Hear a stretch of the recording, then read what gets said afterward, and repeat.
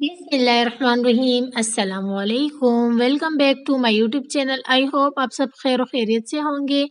तो कल मैंने आपके साथ सहरी की रूटीन शेयर की थी। आज है हमारा फास्ट रोज़ा।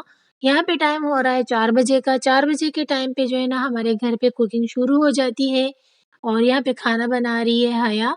तो आज मैं आपके साथ आलू गोश्त की रेसिपी शेयर करूँगी जो कि हया बना रही है अपने तरीके से, और इंशाल्लाह आज आपके साथ अफ्तार और सहरी की भी रूटीन शेयर करूँगी।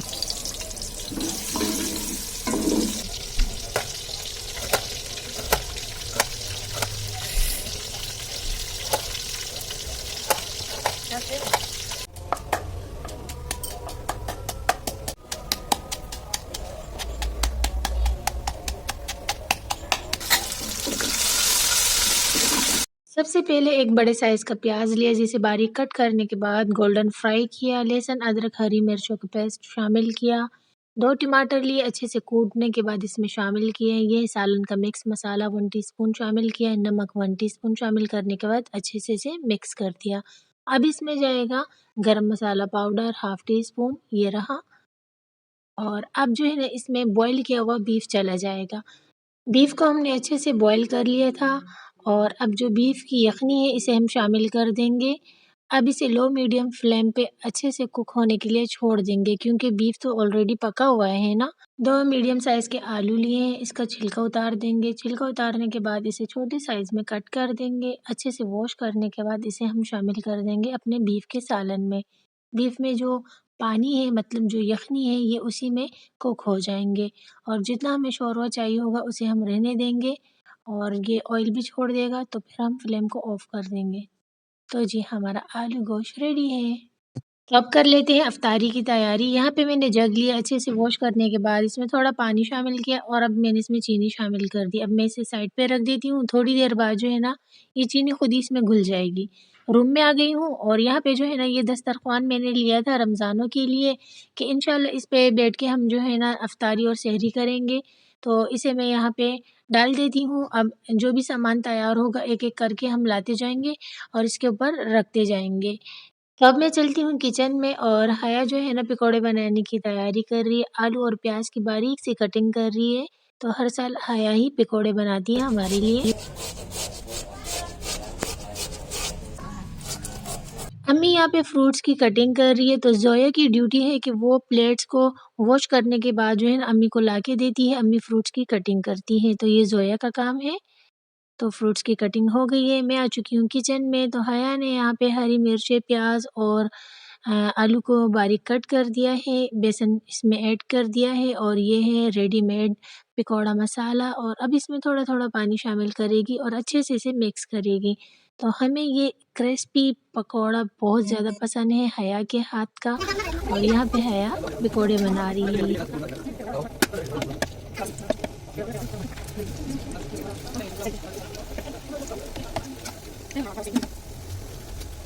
और हर साल मेरी ड्यूटी ये होती है कि मैं बनाती हूँ सबके लिए शरबत और हमारे घर में सभी को ये लाल शरबत बहुत ज़्यादा पसंद है रूह अफ़ज़ा का।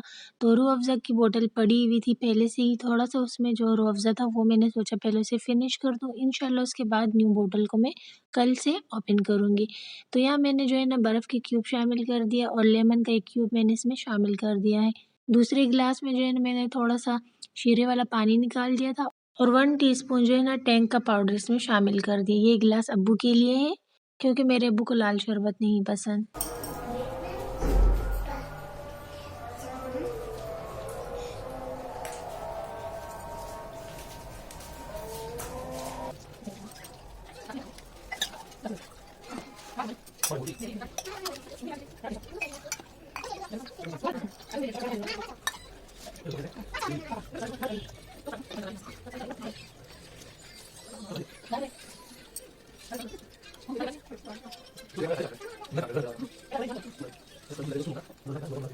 तो अब यहाँ पे अम्मी जो है ना मगरिब की नमाज़ पढ़ रही हैं और अम्मी ने नमाज़ पढ़ ली, दुआ मांग रही हैं। अब यहाँ पे मैं नमाज़ पढ़ने लगी हूँ।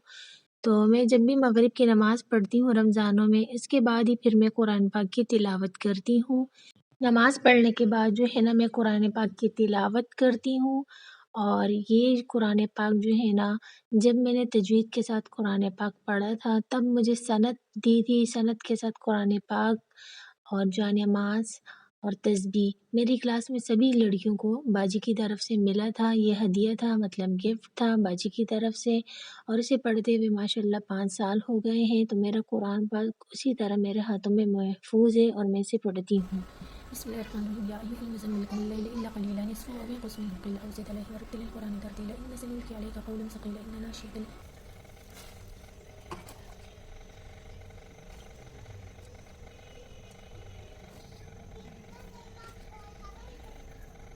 تو یہاں پہ میری شام کی چائے تیار ہو چکی ہے، اور جو ہے نا شام کی چائے پینا تو بہت ہی ضروری ہے کیونکہ پھر میرے سر میں درد ہوگا اگر میں چائے نہیں پیوں گی۔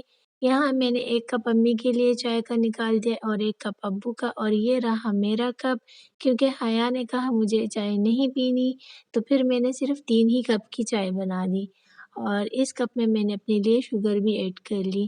چلے تو میں اپنی چائے کا کپ لے کے چلتی ہوں روم میں، اور حیا کے پاس تھوڑی دیر بیٹھ کے گپ شپ کروں گی، اور حیا کو تو چائے پینی نہیں، تو چلے میں اپنی چائے پی لیتی ہوں۔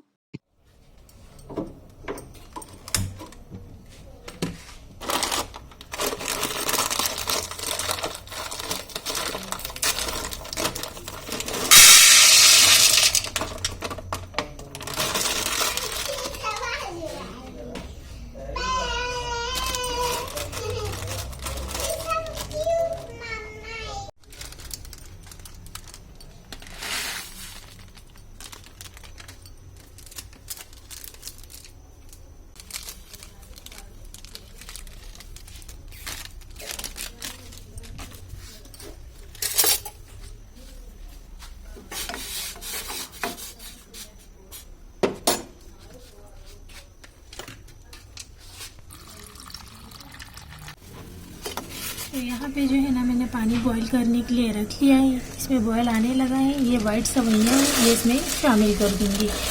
یہ اچھے سے جب بوائل ہو جائیں گی تو اسے پھر میں رکھ دوں گی سحری میں ہی، اس میں تھوڑا سا دودھ شامل کر دوں گی نا جتنا ہمیں چاہیے ہوگا، باقی سویوں کو میں رکھ لوں گی فریزر میں۔ تو کل اگر پھر ہمیں چاہیے ہوں گی سویاں تو اس میں صرف میں دودھ شامل کر لوں گی۔ تو چلیں اب ملتی ہوں میں آپ لوگوں سے سحری میں۔ شکر الحمدللہ، تو آج ہے دوسری سحری۔ یہاں پہ جو ہے نا رات والی سویاں ہیں اور دودھ کو میں نے گرم کرنے رکھ لیا ہے۔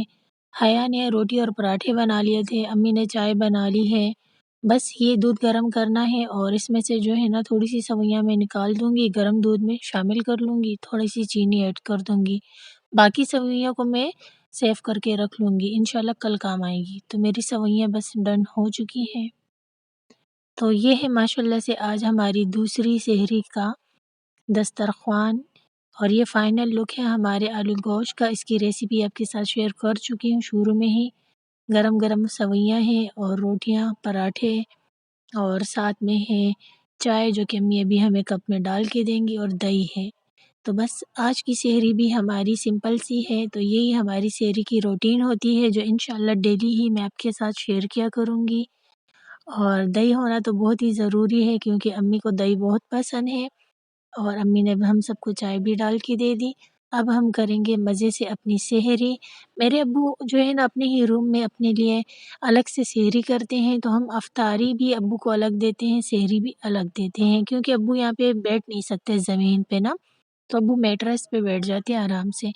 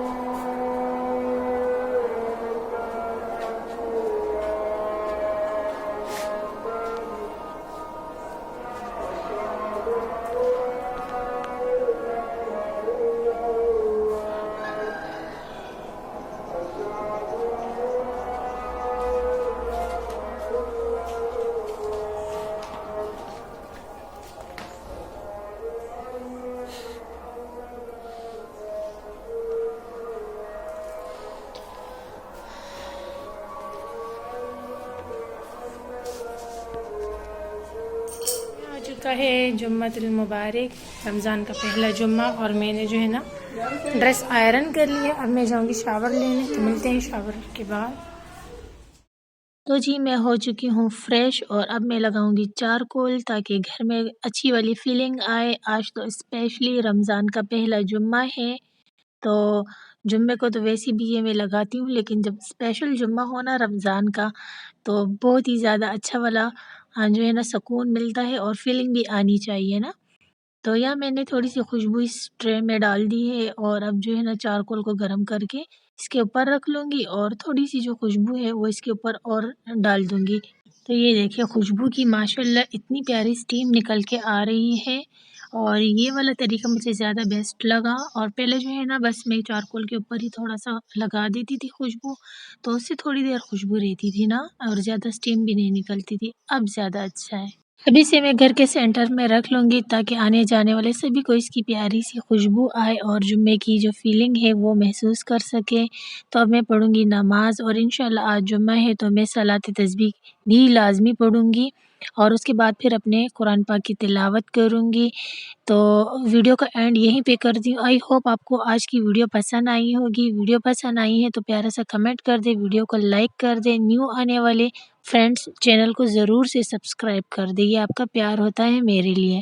مجھے رکھے اپنی دعاؤں میں یاد، اپنا رکھے ڈھیر سارا خیال.